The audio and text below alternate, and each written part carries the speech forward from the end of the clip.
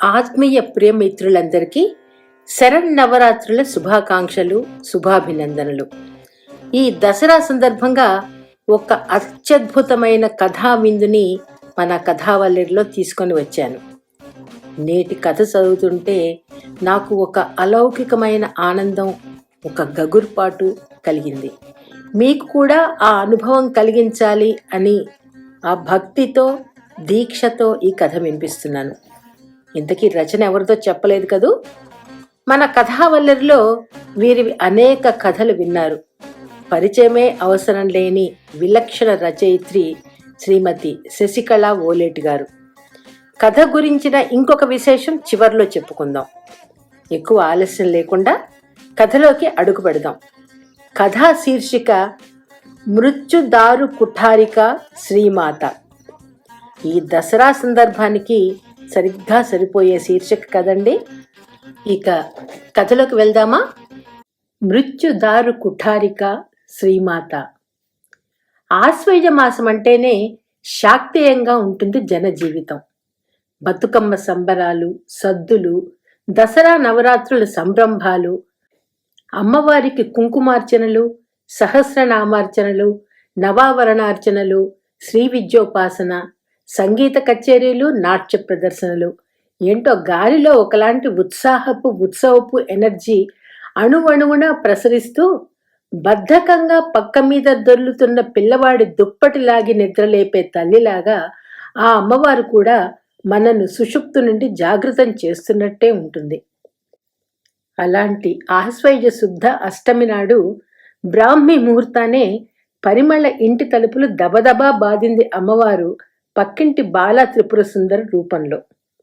తలారా స్నానం చేసిన కురులు జారుముడి వేసి ఎర్రని మడి పట్టు చీర, పచ్చని మోము ఛాయను మరింత ఇనుమడింపజేస్తూ పసుపు పూసిన మోము మీద మెరిసే అరుణోదయపు బొట్టు, మిగిలిన మంగళ చిహ్నాలతో కళ్ళెదురుగా పరదేవతలా నిలబడ్డ ఆ పిల్లను చూసి పరిమళకు ఒక్క క్షణం అయోమయం, మైకం కమ్ముకున్నట్టు అయింది. పరిమళ పిన్ని, మీతో పెద్ద పని పడింది. అందరూ దగా చేసేశారు. వంట ఆవిడ రాత్రి వాట్సాప్ మెసేజ్ పెట్టిందట. నేను చూడనే లేదు. ఏదో సూతకం వచ్చి రాలేదట. మా అమ్మ చెల్లి రావటం లేదు. మా ఆడబడుచులు 11 దాకా రాలేరట. ఈరోజు ఇంత పూజ పెట్టుకున్నా, చంటిపిల్ల చంక దిగటం లేదు. 70 మందికి పైగా వస్తారు, భోజనాలని చెప్పేశా. ఇక బ్రహ్మగారు శిష్యులు వచ్చి శ్రీచక్ర రచన మొదలెడతారు. వాళ్ళకన్నీ అందించాలి, అమ్మవారికి అలంకరణ చేయాలి. ఆ పారాయణ భక్త బృందం వారే 50 మంది వస్తున్నారు. మీరు మడి కట్టుకోక తప్పదు పిన్ని. ఏదో ఒకటి మీకు తోచింది ఓ 2-3 ప్రసాదాలు చేసి పుణ్యం కట్టుకోండి. బయట క్యాటరింగ్ తిండి ఎవ్వరూ తినరట. ప్లీజ్ పిన్ని, ప్లీజ్ ప్లీజ్. మడిలో ఉండటంతో చేతులు పట్టుకోలేదు, కానీ కళ్ళు నిండు కుండలైపోయాయి సుందరికి. సరే అందో లేదో కూడా తెలియదు. ఈ లోపునే పెద్ద పెద్ద ప్యాకేజ్ పెట్టెలతో సామాను, కూరలు తోసుకుంటూ గుమ్మంలో పెట్టేశాడు సుందరి వాళ్ళాయన విజయ్ కుమార్. సుందరి వెళ్ళిపోతూ, పిన్ని మడిగా చేయాలి మర్చిపోకండే అని చెప్పి పరిగెట్టుకుపోయింది. ఆ సంభారాలు చూసేసరికి 55 ఏళ్ల పరిమళకు ఏమీ పాలుపోలేదు. అసలు గత 10 రోజులుగా ఆమెకు ఆరోగ్యం బాలేదు. కుడి చెయ్యి మొదళ్ల నుండి పీకేస్తోంది. పిల్లలిద్దరూ అమెరికాలో స్థిరపడిపోవటంతో ఇంట్లో ఆయనకు తనకు గుజ్జనగూళ్ల వంటలే. ఏదో నెలకు 2 సార్లు కాస్త భారీగా 1-2 ఐటమ్స్ చేసుకొని వృద్ధాశ్రమానికో పిల్లల హోంకో వెళ్లడం తప్ప ఇంత బృహత్ పాకశాస్త్ర ప్రావీణ్యం తనకి ఇసుమంత కూడా లేదు. దిగులుగా ఆ వంట పాత్రల కేసి చూస్తూ చేష్టలుడికి కూర్చుంది పరిమళ. సుందరి వాళ్ళు పరిమళ వాళ్ల పక్క ఫ్లాట్ కొనుక్కొని దిగినప్పటి నుండి ఎప్పుడూ ఏదో ఒక హడావిడే. విపరీతమైన దైవభక్తో, లేక నిష్ఠాగరిష్ట సాంప్రదాయ కుటుంబ నేపథ్యమో, లేక జీవితపు తొలి దశల్లోనే అందలాలు అందుకున్న దర్పమో కారణం తెలియదు, కానీ ఆ ఇంట ఎప్పుడూ ఉత్సవ వాతావరణం ఉండవలసిందే. ఏడాదిలో 12 నెలలు శుభతిథులే ఆ భార్యాభర్తలకు. హోమాలు, యజ్ఞాలు, పూజలు, వ్రతాలు, పారాయణలు, అభిషేకాలు అంటూ ఏదో ఒక కార్యక్రమం తలపెట్టి బంధుమిత్రులందరినీ వాటిల్లో భాగస్థులను చేయటం భలే వేడుక. ఇంతా చేసి సుందరికి 30 ఏళ్ళు, విజయ్ కుమార్కి 35. వాళ్లకు 2 ఏళ్ల పిల్ల ఆద్య. ఒక దశాబ్ద కాలం అమెరికాలో ఉండి 2 ఏళ్ల క్రితమే వచ్చేశారు ఇండియా. అతను పెట్టిన సాఫ్ట్వేర్ కంపెనీ అనతి కాలంలోనే అఖండ విజయం సాధించటం అంతా దైవకృపే అని నమ్మే భక్తిపరులు. ఏ గడ్డ మీదున్నా సనాతన ధర్మమే మూలమంత్రం వాళ్లకు. బాల్యం నుండి మహానగరాల్లోనే ఉన్న పరిమళకు వయసైతే ఉంది గాని పెద్దగా పద్ధతులు పూజా పునస్కారాలు తక్కువే అని చెప్పాలి. ఆవిడకి ఇల్లంతా కళాత్మకంగా పెట్టుకోవటం, బాల్కనీలో హరితవనాలు, బోన్సాయి మొక్కలు, స్నేహితులతో కిట్టి పార్టీలు, కళాఖండాల సేకరణ, హిందుస్థానీ సంగీతం, ఇవే రుచులు అభిరుచులు. ఆవిడ సీదా సాదా జీవితంలోకి ఝంఝామారుతంలా పిన్ని అంటూ చొచ్చుకొచ్చింది ఈ సుందరి. పరిమళ చేత శ్రావణ శుక్రవారాలు వరలక్ష్మిని నిలబెట్టించింది, పాలవెల్లిలు కట్టించింది, కార్తీక మాసం శివాలయాలు తిప్పించింది, క్షీరాబ్ది ద్వాదశిని ఉసిరి తులసికి దీపాలు పెట్టించింది, ఆఖరికి తిరుపతి యాత్ర కూడా చేయించింది. మొదట్లో సుందరి సాగదీసుకునే మాటలు, ఛాదస్తపు ఆచారాలు పరిమళకు కాస్త చికాగ్గా అనిపించేవి. అయితే సుందరిలోని నిష్కల్మషమైన ప్రేమ, ఆత్మీయత ఆమెని కట్టిపడేశాయి. సుందరి పరిమళ ఆచారాలేమిని ప్రశ్నించదు, జడ్జి చేయదు. సరదాగా చేయి పిన్ని అంటూ మెల్లగా ఆధ్యాత్మిక బాట పట్టిస్తుంది అంతే. దానికి పరిమళకు ఏ ఆక్షేపణలు లేవు. ఆమె నాస్తికురాలైతే కాదు కదా. తన శక్తికి ఆసక్తికి మించి ఆమె ఎలాగూ చేయదు. ఇంతలో ఈ హడావుడికి లేచిన పరిమళ భర్త చుట్టూ కూరగాయల బుట్టలు పెట్టుకొని శాకంబరీదేవిలా కూర్చున్న భార్య నుండి పరిస్థితి గ్రహించి, చూడు పరిమి, బెంగపడిపోకు, నేను ఒక చెయ్యి వేస్తా, చేసేద్దాం. ఆ పిల్ల పెద్ద కార్యక్రమం పెట్టుకుంది. మన గౌతమికే ఆ అవసరం వస్తే మనం సాయం చేయమా? లే, నాకు తెలుసులే మడిగా ఎలా చేయాలో అంటూ భార్యకు ధైర్యం చెప్పి లేవదీశారు. వాచ్మెన్ భార్యకు ఫోన్ చేసి వంటిళ్ళు, స్టవ్ కడగటానికి పిలిచారు. భర్త కళ్లలో కొత్త ఉత్సాహం, హుషారు ఆమెకు కొత్త కాదు. పెద్ద ఉమ్మడి కుటుంబంలో సాంప్రదాయాలు, కుటుంబ అనుబంధాల మధ్య పెరిగాడాయన. గోదావరి రుచులు, మర్యాదలు అంటూ పాకులాడే కుటుంబం ఆయనది. పరిమళ కుటుంబ నేపథ్యం పూర్తిగా విభిన్నం. చదువులు, కొలువుల మధ్య ఢిల్లీలో డిఫెన్స్ వాతావరణంలో పెరిగిన నేపథ్యం పరిమళది. అయినా భార్యాభర్తల అన్యోన్యతకు ఏ లోటు లేదు. ఇద్దరు కుటుంబాలను కలగలుపుకున్న కొత్త సంస్కారం ఇద్దరిలో. తలారా స్నానం చేసి తడి పొడిగా ఉన్న పట్టుచీర కట్టుకొని వంటింటి బాల్కనీ తలుపు తెరవగానే చల్లని గాలి కొత్తగా పూసిన పూల పరిమళాలను మోసుకొచ్చి ఒంటిని తాకింది. చిన్నగా వణికింది పరిమళ. అంతలోనే సాంత్వనగా, ఆలంబనగా అనిపించింది.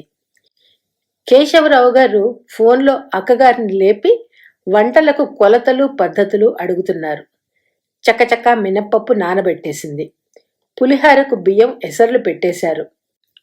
అల్లం, పచ్చిమిర్చి, కరేపాకులతో ఘనంగా జీడిపప్పు, పల్లీలు, పోపు దినుసులతో పులిహోర పోపు చేసి చింతపండు మగ్గులో ఉప్పు, పసుపు, బెల్లంతో మగ్గబెట్టి ఆరబెట్టిన పులిహోరలో కలిపేశారు. పైన దట్టంగా నువ్వు పొడి, మెంతు పొడి వేసి పైన ఓ 4 నిమ్మకాయలు పిండి ఘాటుగా ఘుమఘుమల పులిహోర కలిపేశారు. ఊరుతూ ఉండమ్మా అని అరిటాకు కప్పేశారు. పులుసులకు, కూరలకు, పచ్చళ్లకు పోపులు వేయించి పక్కన పెట్టారు. కొన్ని పొళ్ళు కొట్టారు.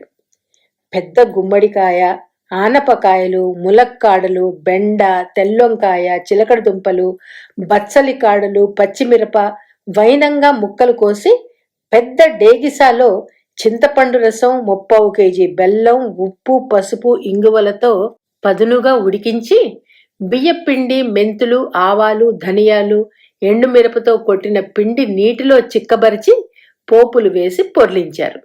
4 పక్షాలుగా కోసిన 15 కేజీల లేత వంకాయల్లో మెంతికారం కూరి ఓ కేజీ నూనెలో ఆ ఫలంగా వేసేసి మగ్గమని చెప్పి మూతపడేశారు. 20 లీటర్ల చిక్కటి పాలతో దోరగా నేతిలో వేపిన పెసరపప్పు, ఎండు కొబ్బరి, విరివిగా వాడిన డ్రై ఫ్రూట్స్, ఏలకులు, పచ్చికర్పూరం గుమగుమలతో, పాత బియ్యంతో, కొత్త బెల్లంతో చక్కెర పొంగలి ఘుమఘుమలాడిపోయింది. కట్టర్తో ఒకేలాగా ముక్కలు కొట్టేసి దోసావకాయ ఆవ ఘాటుతో ఎర్రగా నూనె ఊటతో ఊరిస్తూ గిన్నెకెక్కింది. 20 కొబ్బరి చిప్పలకు 6 పుల్ల మామిడి చేర్చి మంచి ఇంగువ మినపప్పు పోపుతో కొబ్బరి మామిడికాయ పచ్చడి పచ్చ బంగారంలా మెరిసిపోతోంది. ఎలాగూ గారెలు చేస్తున్నాం కనుక ఎర్రగా అల్లపచ్చడి కనిపించకపోతే అమ్మవారు చిన్నబుచ్చుకుంటారు అని కేశవరావు గారు ఓ కేజీ అల్లం బాగు చేసి ధారాళంగా పులుపు బెల్లం పోపులతో అల్లపచ్చడి గ్రైండర్లో బరబరలాడించి కొబ్బరి పచ్చడి పక్కన కూర్చోబెడితే పసుపు కుంకాల్లా కలకల్లాడిపోయాయి. తలో 3 కిలోల బియ్యం కుక్కర్లు ఎక్కించి పులగం దధ్యోజనాలు కలిపేశారు. పక్క వీధిలోంచి పెరుగు బకెట్లు తెప్పించి బరకపిండి, కాటుకలా రుబ్బిన పిండిలు కలిపి మినపగారెలు వేసి ఆవపెట్టి పోపేసిన పెరుగులో పీల్చుకొని పొంగిపోండి అంటూ ఇంత సన్నని కొత్తిమీర, అల్లం, మిర్చి చల్లి కుదురుగా ఆకులు మూశారు. ఆ వంటలు చెయ్యటం ఏదో ఒక క్రతువులా ఉంది ఆ నడువయసు దంటకు. అలసట, ఆయాసం, ఒంట్లో కూర్చున్న రోగాలను ఎప్పుడో మర్చిపోయారు. ఏదో యజ్ఞం చేస్తున్నట్టు శ్రద్ధగా, భక్తితో ఒకరితో ఒకరు పోటీలు పడుతూ చేస్తున్నారు ఇద్దరు. చిన్న సైజు బంతులంతా బూరెలు వేశారు. కందా బచ్చలి కూర చేశారు. పిల్లల కోసం చప్పగారెలు, బజ్జీలు వేశారు. కమ్మని పెరుగు సిద్ధం చేశారు. అమ్మవారు తాంబూల పూరిత ముఖి కనుక తాంబూలాలు లేకపోతే ఎలాగా అంటూ వెండి పళ్లల్లో ఆకులు, వక్కలు, సున్నంతో పాటు భాషా కొట్లోంచి 100 మిఠాయి కిళ్ళీలు పురమాయించారు. 11:30 కల్లా వంటలన్నీ తమ విశాలమైన భోజనాల బల్ల ఎక్కించేశారు పరిమళ, కేశవరావు గారు. సుందరి పరిస్థితి ఎంత వ్యస్తత లేకుండా ఉందంటే పాపం వచ్చి పడుతున్న గుంపుల గుంపుల ఆహ్వానితులు, అనాహ్వానితులు, శ్రీ విద్య భక్త బృందం వారు ఓ పక్క, మరో పక్క అమ్మా మీరిరువురు పీట్ల మీద కూర్చోవాలి అంటూ తొందర పెడుతున్న పురోహితులు, వారి శిష్యులు, మధ్యలో అవి ఇవి అందించటం, అష్టభుజాంకితలా పనిచేస్తూ ఆపసోపాలు పడుతోంది. ప్రసాదాలు పరిమళకు అప్పగించి అటు పక్కకు కూడా తొంగి చూడలేనంత హడావిడి. ఇక్కడ పరిమళ ఎంత అలసిపోయిందంటే కనీసం చీర కూడా మార్చుకోలేనంత. అలాగే వెళ్ళి అమ్మవారి దర్శనం, ఆ నవావరణ అలంకరణలు, దీపాలు చూద్దామని బయలుదేరిపోయింది.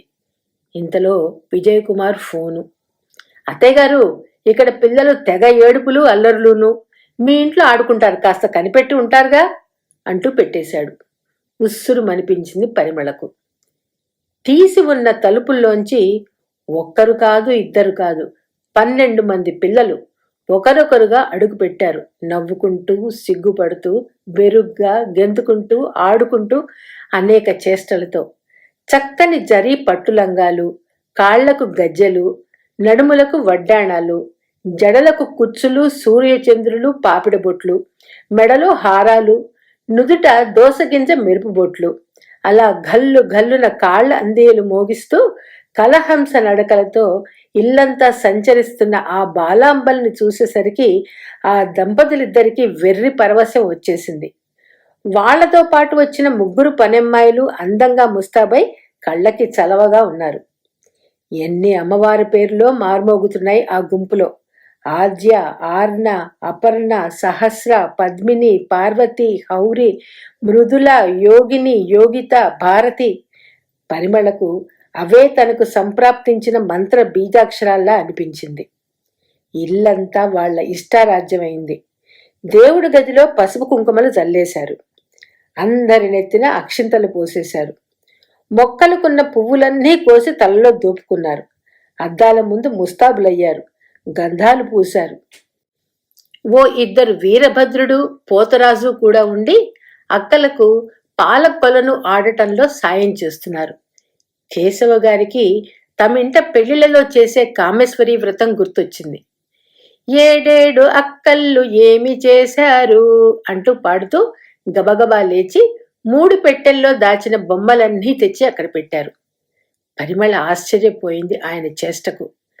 అవన్నీ తమ దేశ విదేశీ పర్యటనల్లో కొనుక్కున్న అపురూపమైన బొమ్మలు. కూతురు గౌతమి చేత బొమ్మల కొలువు పెట్టించాలనే కోరిక తీరకుండానే ఆ అమ్మాయి అండర్ గ్రాడ్కే అమెరికా వెళ్ళిపోవటం, చివరికి ఒక అమెరికన్ను పెళ్లి చేసుకొని అక్కడే స్థిరపడిపోవటంతో ఆ కోరిక అసంపూర్ణంగా ఉండిపోయింది. సాఫ్ట్ టాయ్స్ ని చంటి పిల్లలకిచ్చి పెద్ద పిల్లలంతా మహదానందంగా ఒక బొమ్మల కొలువు పెట్టారు. వాళ్లలో ఉన్న క్రియేటివిటీకి ఆశ్చర్యపోయింది పరిమళ. అందమైన పూల కుండీలు, ఫ్లవర్ పాట్స్ అటు ఇటు పెట్టి ఇంట్లో ఉన్న టీపాయిలన్నీ లాగి మెట్లగా బొమ్మలను అమర్చారు. దీపాలు వెలిగించారు. రకరకాల పాటలు పాడారు. సారంగధర్యా పాటకు నాట్యం చేశారు. వీళ్ల హడావిడిలో సుందరి ఇంట్లో పూజ, సామూహిక పారాయణం సంగతే మర్చిపోయారు వీళ్ళు. ఇంతలో ఎవరో కేటరర్ ఫోన్ చేశారు. ఎక్కడో అమ్మవారి గుడిలో సంతర్పణ కోసం వంటలున్నాయని, పంపించగలనని. పరిమళకు చివుక్కుమనిపించింది. అక్కడ వారికి పూర్తిగా సరిపడకుండా ఇలా పక్కదారిని పంపిస్తాననడం. వంటలు సిద్ధమైపోయాయని, అవసరమైతే చేస్తానని చెప్పి పెట్టేసింది. వేడిగా అన్నం కుక్కర్లు ఎక్కించేశారు ఈ లోపల. ఇంతలో ఎవరో పారాయణ బృందంలో ఒక ఆమెకు అమ్మవారు ఒంటి మీదకి వచ్చారట. కొబ్బరి నీళ్లు కావాలని పరిమళ ఫ్లాట్ తలుపులు కొట్టారు కొందరు ఆడవాళ్లు. ఫ్రిడ్జ్లోంచి కొబ్బరి నీళ్ల ప్యాక్స్ తీసి ఇచ్చింది. సుందరి ఇంట్లోంచి పెద్ద పెద్ద గొంతుకులతో అమ్మా తల్లి శాంతించు అంటూ ఐగిరి నందిని నందిత మేదిని అంటూ చదువుతున్నారు అంతా. అది విని చిన్నగా నిట్టూర్చింది పరిమళ. తను పెరుగు తీసుకోవటానికి తమ తలుపు తెరిచినప్పుడు బృందంలో నాయకురాలు ఒక పెద్ద ఆమె మిగిలిన వారితో ఈరోజు రుక్మిణి వంతు అనటం గుర్తొచ్చింది. బుర్రలో ఎక్కువగా సందేహాలకు తావు లేకుండా పిల్లలు ఆకళ్ళని మొదలెట్టారు. పని పిల్లలు చిన్న పిల్లలకు వెంట తెచ్చిన డబ్బాల్లోంచి తినిపిస్తున్నారు. పిల్లలు డైనింగ్ రూంలోకి వెళ్లకుండా తలుపులు వేయాల్సి వచ్చినందుకు బాధగా ఉంది ఆ దంపతులకు. సుందరి ఇంట్లో పూజ ఆలస్యం అయిపోతోంది. 1 గంట అయింది. ఇంకా మహానైవేద్యానికి పిలుపు రాలేదు. కేశవరావు గారు ఇంకా లాభం లేదని సుందరి వాళ్ళింటికి వెళ్లారు. 3000 చదరపు అడుగుల ఇళ్ళు అవన్నీ. ఎక్కడా సూది మొన ఆంచడానికి కూడా లేనట్టు అన్ని గదులు క్రిక్కిరిసిపోయాయి. గొప్ప లయబద్ధంగా అమ్మవారి స్తోత్రాలు, వేదమంత్రాలు ధ్వనిస్తున్నాయి. చాలా తర్జన భర్జనల తరువాత పూజ మధ్యలో మహానైవేద్యం పెట్టేట్టు నిర్ణయం జరిగింది. పిల్లలంతా వరుసగా కూర్చొని అరిటాకుల్లో వడ్డన చేస్తుంటే ఆవు రావురుమని అధర్వులన్నీ మెచ్చుకుంటూ భోంచేశారు. కిళ్ళీలు వేసుకున్నారు.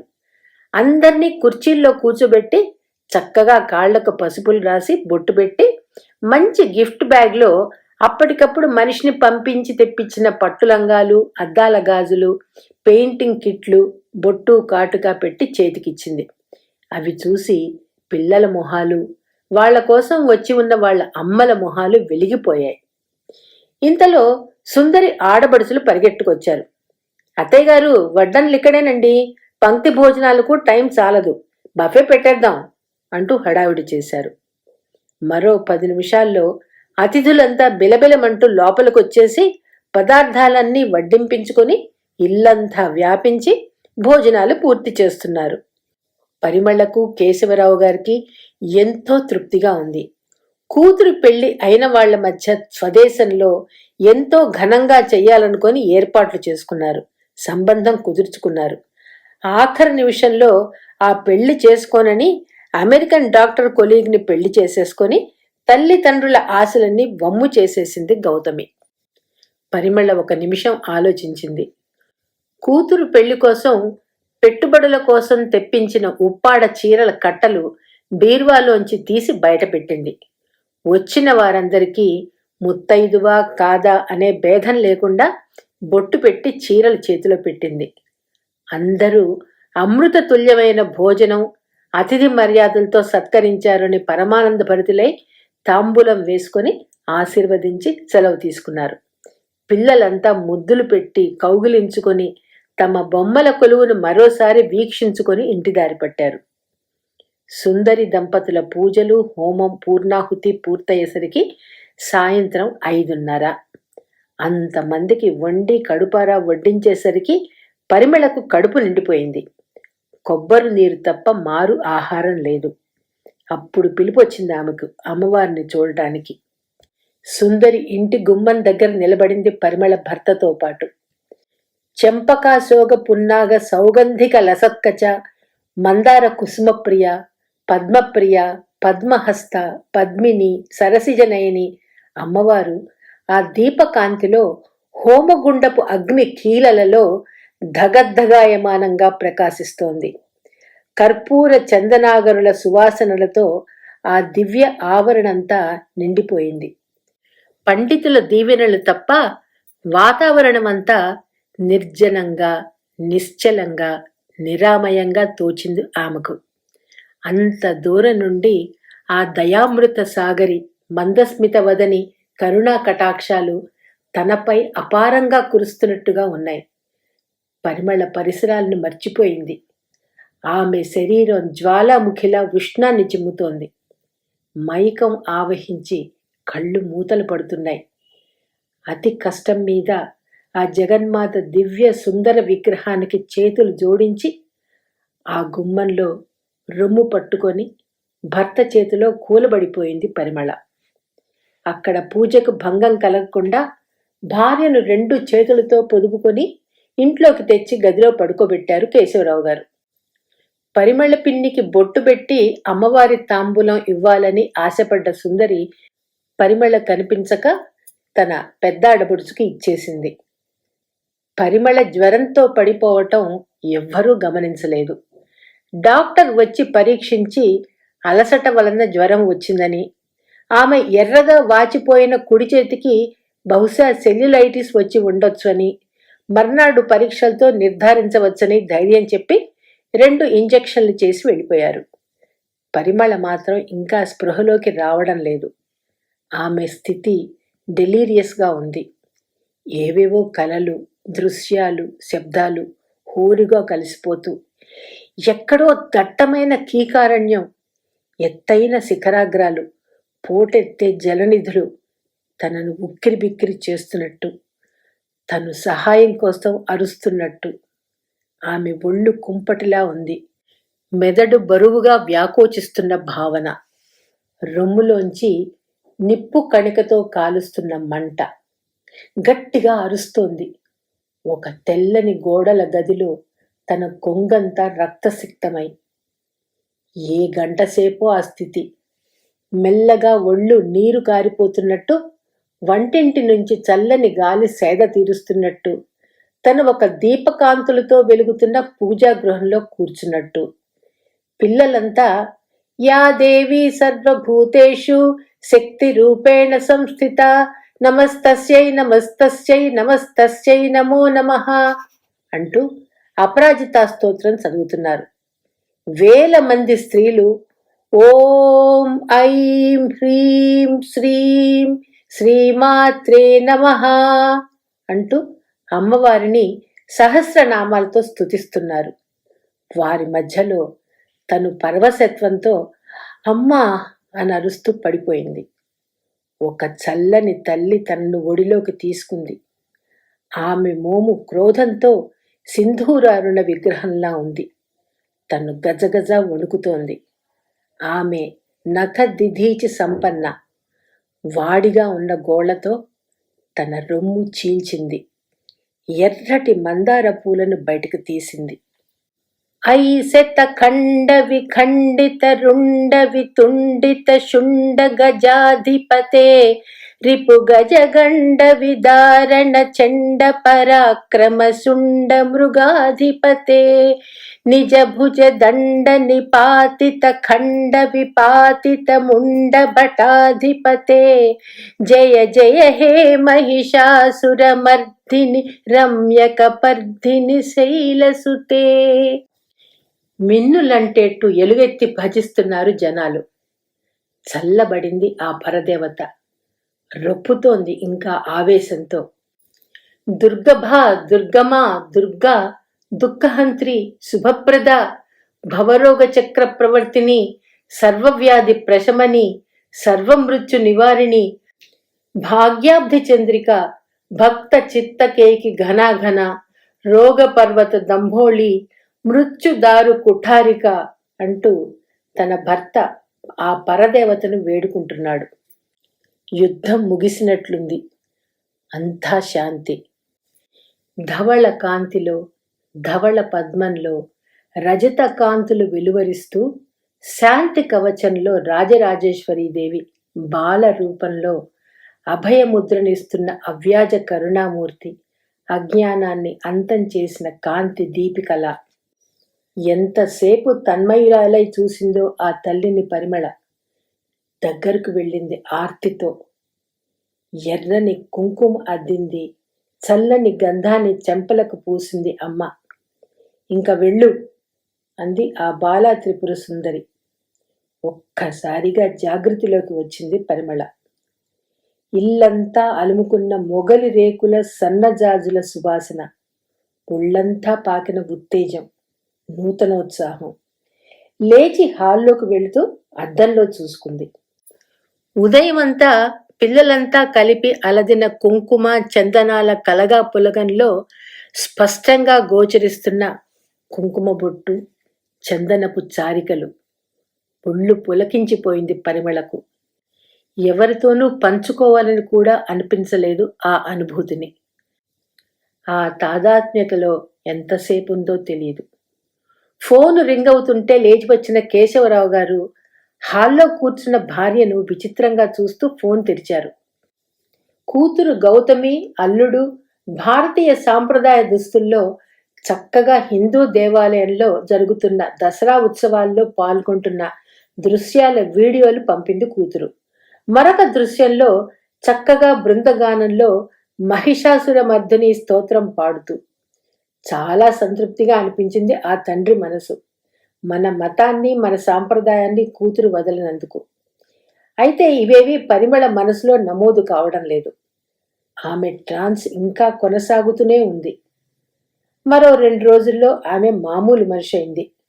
భర్తతో తనను చూస్తున్న ఆంకాలజిస్ట్ దగ్గరికి వెళ్ళింది. నెల్లాళ్ల క్రితం శనగబద్ధ ప్రమాణంలో రొమ్ములో వచ్చిన క్యాన్సర్ కణితి మ్యాలిగ్నెంట్గా మారటం, 2వ దశ దాటి 3వ దశ చివరకు మారటం, లివర్కు ఓవరీస్కు కూడా ఛాయామాత్రంగా క్యాన్సర్ కణాలు చేరటం, ఆమెకు ఎమర్జెన్సీ ఆపరేషన్కు డాక్టర్ ఇచ్చిన వ్యవధి దాటి అప్పుడే వారం రోజులు అవ్వటం. ఇవేవీ కేశవరావుకు తెలియదు. ఆమెతో పాటు వెళ్ళిన సుందరికి మాత్రం తెలుసు.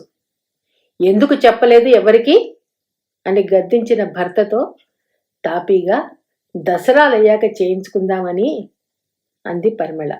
ఎవరా నూరిపోసింది? ఆ సుందరే కదా అంటూ రెట్టిస్తున్న భర్తతో తననేమీ అనొద్దు, తను నా కోసమే ఆ హోమాలన్నీ చేసింది.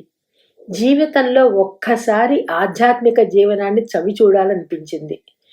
వాలంటరీ రిటైర్మెంట్ తర్వాత నాలో ఎన్నో శారీరక మార్పులు, రుగ్మతలు. ఆ ఆందోళనలో కన్న బిడ్డలా నా చెయ్యి పట్టుకొని నడిపించింది సుందరి. తను నిజానికి నన్ను ఆపరేషన్కి తొందర చేసింది. నాకన్నా ఎక్కువ ఆందోళన పడింది.